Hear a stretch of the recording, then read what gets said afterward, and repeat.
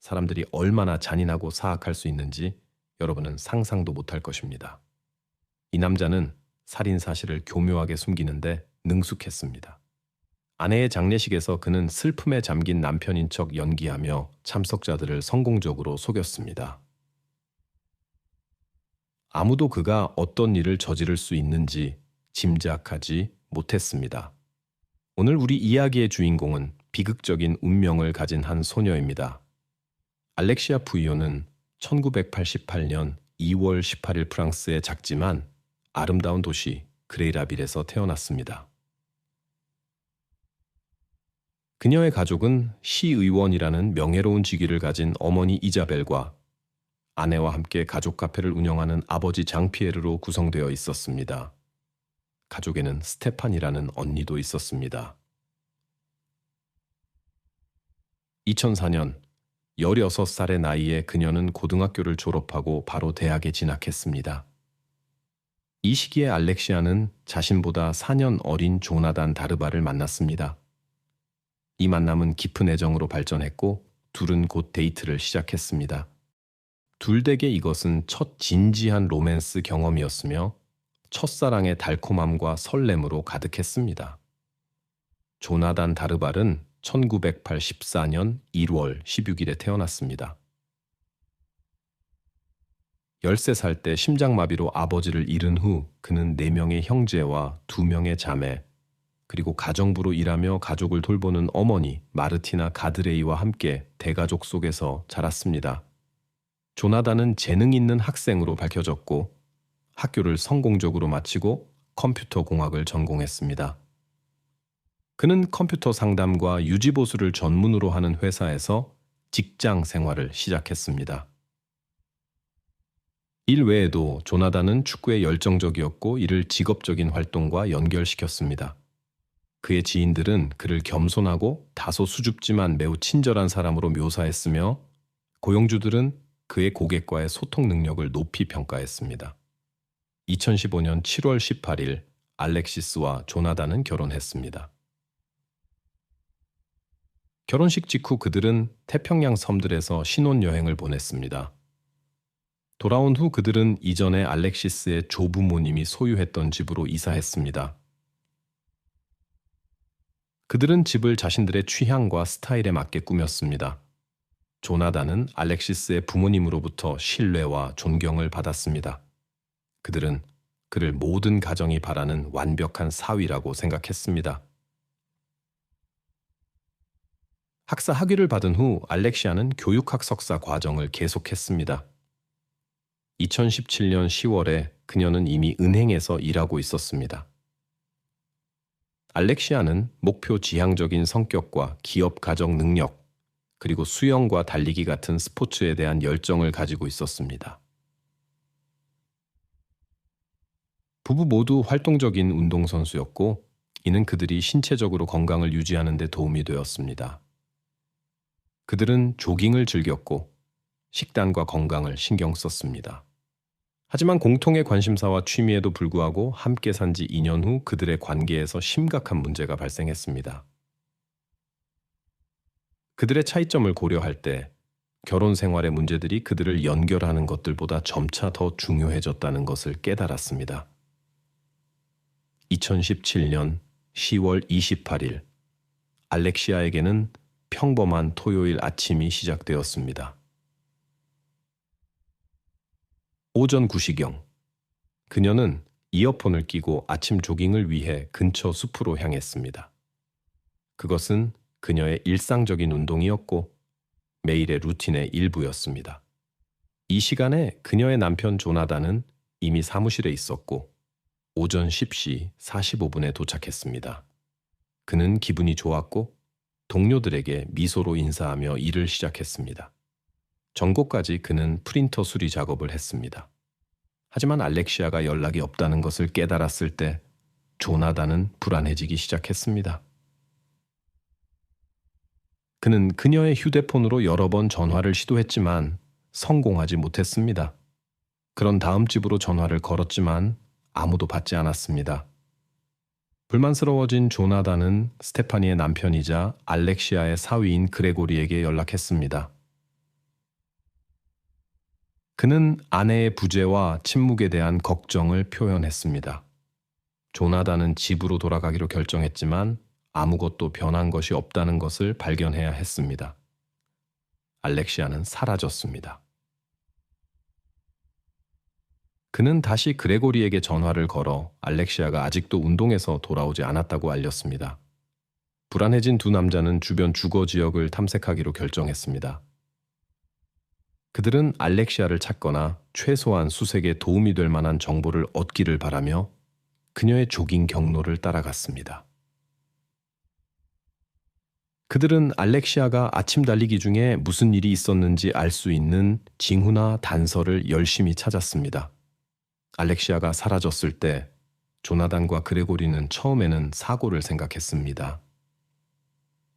수색하는 동안 조나단은 여러 차례 알렉시아에게 전화를 시도했지만 성공하지 못했습니다. 그녀는 응답하지 않았고 전화는 음성 사서함으로 전환되었습니다. 그들은 그녀를 찾을 수도 연락할 수도 없어서 구조대에 연락할 수밖에 없었습니다. 하지만 그곳에서도 알렉시아의 whereabouts에 대해 알려줄 수 없었습니다. 절망 속에서 조나단과 그레고리는 경찰에 신고하기로 결정했습니다. 경찰서에서 조나단은 경찰관들에게 아내가 토요일 아침에 조깅을 나간 이후로 아무런 소식이 없다고 말했습니다. 그는 그녀를 찾으려 했던 모든 실패한 시도들에 대해 이야기했습니다. 결혼 생활에서 불충실함이 의심될 때 시선은 종종 배우자에게 향합니다. 이 경우에는 조나단이 경찰의 주목을 받게 되었습니다. 경찰관들은 그를 신문하고 알렉시아와의 결혼 생활의 모든 측면을 조사했습니다. 그들은 일상생활, 재정 상태 및 수사에 도움이 될 수 있는 다른 세부 사항들에 대해 질문했습니다. 경찰에게 특히 관심이 있었던 것은 조나단의 몸에 있는 물리적 흔적들이었습니다. 목과 가슴에 할퀴임 자국과 손에 물린 자국들이었습니다. 이러한 흔적들에 대해 질문받았을 때 조나단은 전날 밤 자신과 알렉시아 사이에 다툼이 있었다는 것을 솔직히 인정했습니다. 그는 그들의 결혼 생활이 어려운 시기를 겪고 있다고 설명했지만 아내의 격렬한 반응 후에 그들이 다시 진정되어 함께 잠자리에 들었다고 강조했습니다. 조나단에 따르면 다음 날 아침에는 상황이 나아진 것처럼 보였습니다. 알렉시아는 운동하러 갔고 그는 일하러 갔습니다. 조나단의 상세한 설명에도 불구하고 경찰관들은 진실성에 완전히 확신하지 못했습니다. 하지만 그들은 다음 수사 단계에 집중하기로 결정했습니다. 경찰은 조나단에게 집에 머물면서 전화를 주시하라고 조언했습니다.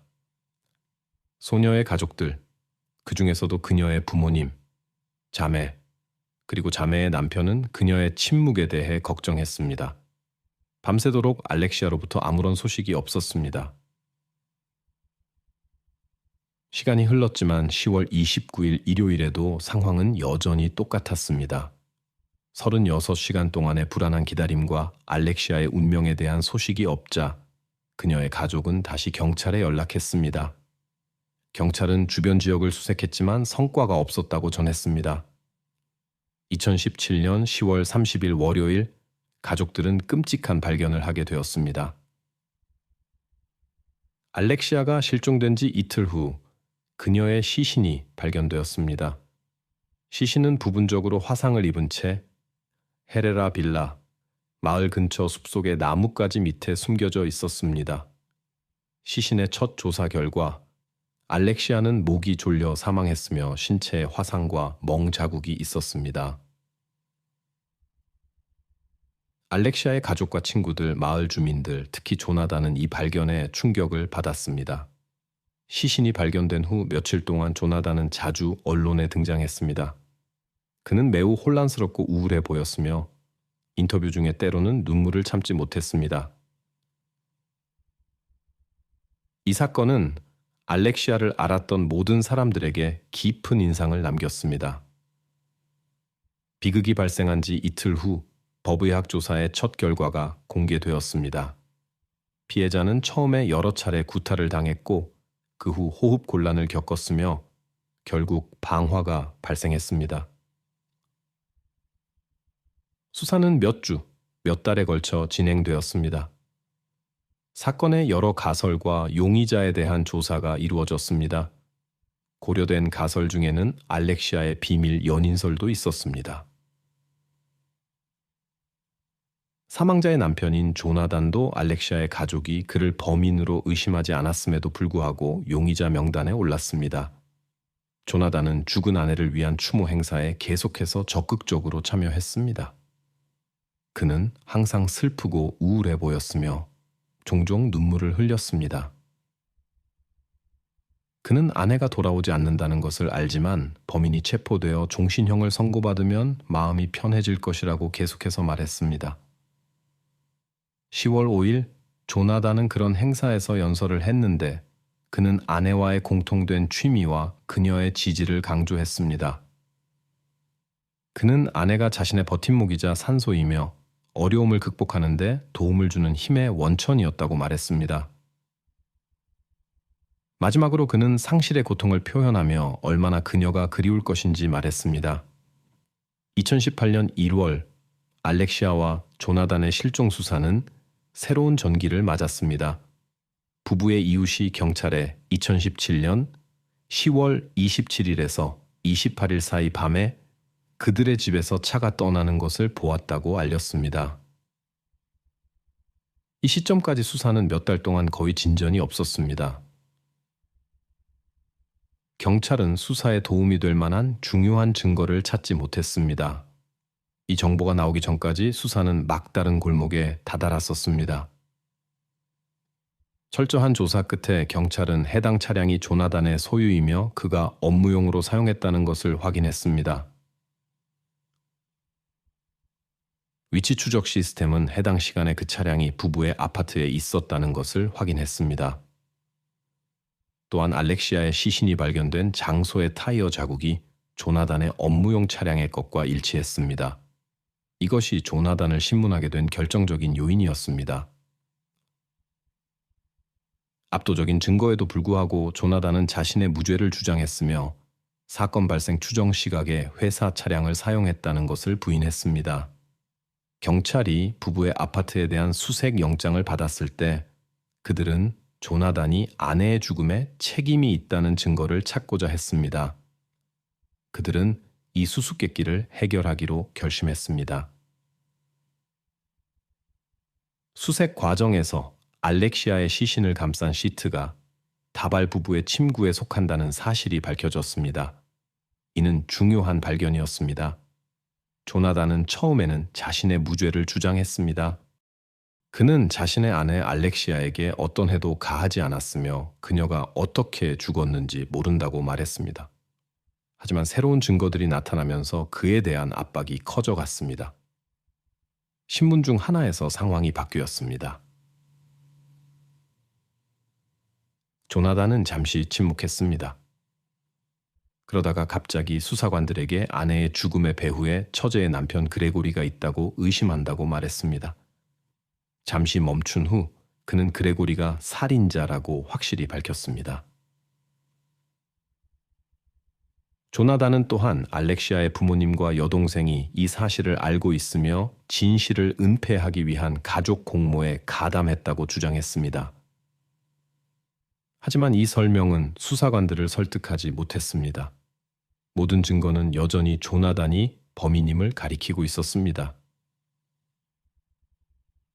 이 복잡한 이야기에는 아직 풀어야 할 수수께끼가 많았지만 한 가지는 확실했습니다. 진실은 어딘가 가까이에 있었습니다.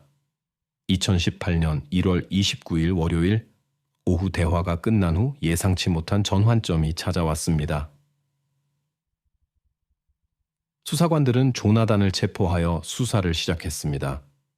이 사건은 가족, 친구들, 그리고 지역사회 구성원들 모두를 놀라게 했습니다. 아무도 몇 달 동안 알렉시아의 실종을 슬퍼하며 울던 이 마른 체구의 슬픈 남자가 그녀의 살인자일 수 있다고 믿지 않았습니다. 스캔들은 오래 기다리지 않았습니다. 체포 직후 조나단은 다시 한번 언론의 주목을 받았습니다. 이번에는 정보 유출이었습니다. 조나단은 자신의 여동생 스테파니의 남편인 그레고리가 알렉시아를 살해했다고 비난했습니다. 또한 그는 알렉시아의 부모님과 스테파니 본인이 진실을 알고 있지만 숨기고 있다고 주장했습니다. 이러한 고발은 지역사회에서 큰 반향을 일으켰습니다. 첫 청문회에서 조나단은 그레고리와 알렉시아 가족의 다른 구성원들에 대한 비난을 계속했습니다. 체포된 지 불과 몇 시간 만에 지역 언론은 조나단을 비난하는 헤드라인으로 가득 찼습니다. 알렉시아가 자신의 남편에 의해 살해되었다는 소식은 전 지역에 빠르게 퍼졌습니다. 심지어 조나단이 범행을 자백했다는 소문도 있었습니다. 2018년 6월 27일, 조나단 비올은 청문회 중 하나에서 예상치 못한 고백을 했습니다. 그는 알렉시아가 살해될 때 그 자리에 있었습니다. 이야기의 중심에는 아이를 원했던 젊은 부부 알렉시아와 조나단이 있었습니다. 하지만 알렉시아는 불임 문제가 있는 것 같았습니다. 수사관들이 둘의 전화를 조사했을 때 그들은 임신하지 못하는 것에 대해 서로를 비난하는 일련의 저속한 메시지들을 발견했습니다. 상황은 악화되었습니다. 알렉시아는 조나단을 비난하며 그의 발기부전을 의심하고 심지어 모욕했습니다. 이에 조나단도 그녀를 비난했습니다. 이러한 메시지들 중 하나에서 알렉시아는 실제로 그와 아이를 가지고 싶지 않다고까지 주장했습니다. 검찰은 공범의 가능성을 배제하지 않았지만 조나단의 진술은 터무니없어 보였습니다. 그레고리를 가리키는 증거는 발견되지 않았습니다. 모든 증거는 조나단을 주요 용의자로 지목했습니다. 당국에게 범행의 동기는 불분명한 채로 남아 있었습니다. 하지만 재판이 진행되는 동안 부부가 문제를 겪고 있었다는 더 많은 사실들이 드러났습니다. 조나단은 이 비극이 알렉시아의 부모님 집에서 우연히 일어났다고 주장했습니다. 그레고리가 분노 발작 중에 그녀를 진정시키려다가 발생했다는 것입니다. 그의 진술에 따르면 이 일은 2017년 10월 27일에서 28일 사이의 밤에 일어났습니다.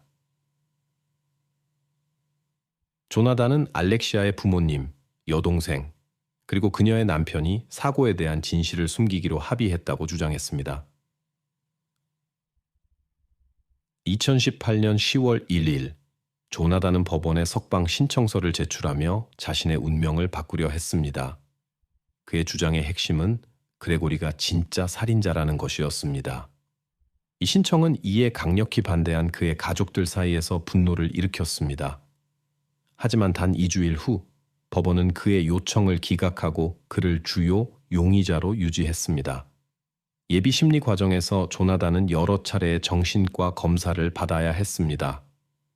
첫 번째 검사 결과는 매우 불안한 것이었습니다. 검사 결과는 조나단이 변태적인 성격 특성과 조종하려는 성향을 가지고 있음을 나타냈습니다.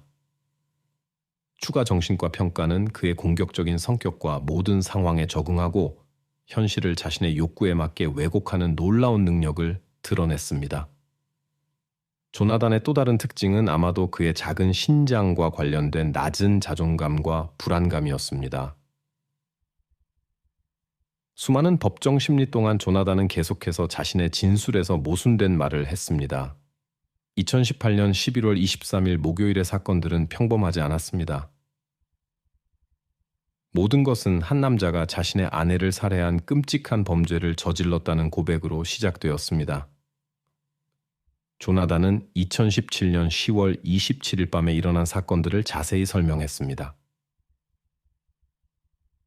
그것은 그의 아내 알렉시아의 부모님 집으로 돌아온 후 그의 인생을 영원히 바꾼 일이 일어난 밤이었습니다.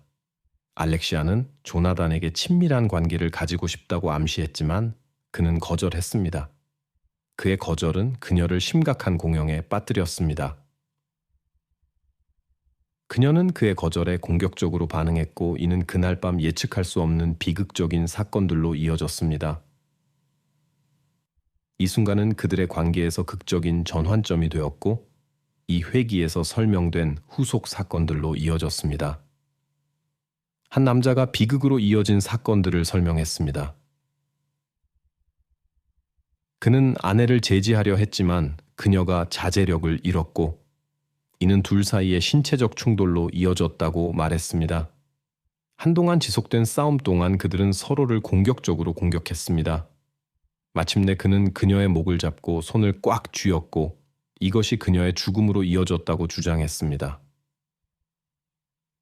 이 잔혹한 고백 후 조나단은 잠시 침묵했다가 가족 음모론으로 돌아가며 진술을 계속했습니다. 사망한 여성 알렉시아의 가족은 모든 혐의를 강력히 부인했습니다. 2018년 12월 7일 조나단은 그녀의 부모의 요청으로 대질 신문에 소환되었습니다. 그날 그는 차례로 가족 구성원들과 만났습니다. 검사에 따르면 조나단은 아침에 가족 음모론을 고수하며 한 가족 구성원이 알렉시아를 살해했다고 비난했습니다. 하지만 몇 시간 후 그는 자제력을 잃고 마침내 알렉시아의 죽음에 대한 책임이 자신에게 있다고 시인했습니다. 조나단의 변호사는 언론에 자신의 의뢰인이 아내를 죽일 의도가 없었다고 말했습니다. 그는 조나단이 격렬한 다툼 중에 분노에 압도되어 비극적인 결과를 초래했다고 설명했습니다. 변호인은 또한 부부관계에 강한 긴장감을 지적하며 조나단을 굴욕감과 우울감에 빠뜨린 알렉시아의 지배적인 성격을 비난했습니다.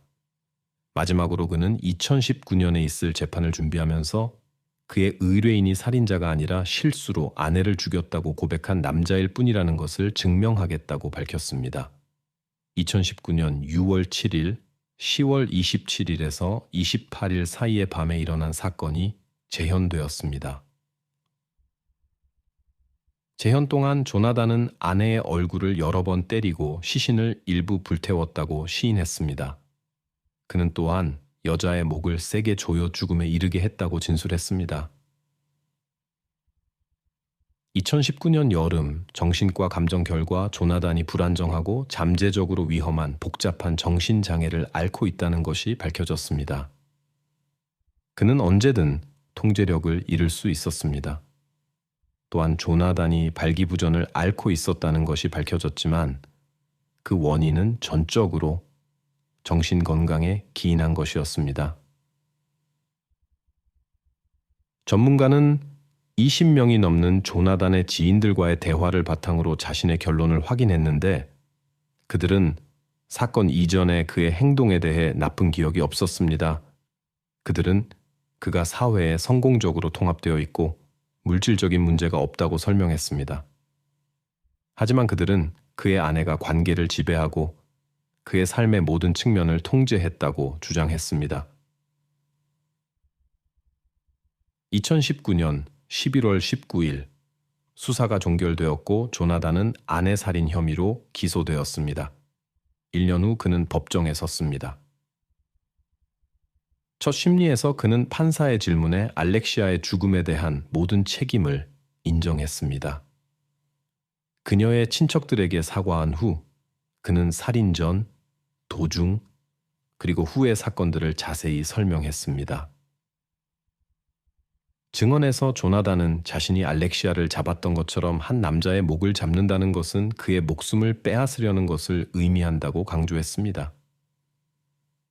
법정은 쥐 죽은 듯이 조용했습니다. 그는 무의식적으로 아내를 죽이고 싶었다는 욕망을 인정했습니다. 11월 20일 심리에서 그와 알렉시아의 어머니 이자벨 사이에 긴장된 말다툼이 있었습니다. 법정의 분위기는 긴장되었습니다. 알렉시아 어머니와의 갈등 중에 조나단은 압박감을 견디지 못했습니다. 그는 무릎을 꿇고 사과했지만 더 이상 아무 말도 하지 않았습니다. 마침내 2020년 11월 21일 조나단 듀발은 유죄 판결을 받았고 25년 후 가석방 가능성이 있는 종신형을 선고받았습니다. 변호인은 판결에 항소하지 않을 것이라고 밝혔습니다. 그리고 조나단은 동의했습니다. 알렉시아의 가족은 법원의 결정에 만족을 표명했고, 비록 쉽지 않을 것임을 알면서도 그들의 삶에서 이 페이지를 넘기고 싶다는 바람을 표현했습니다.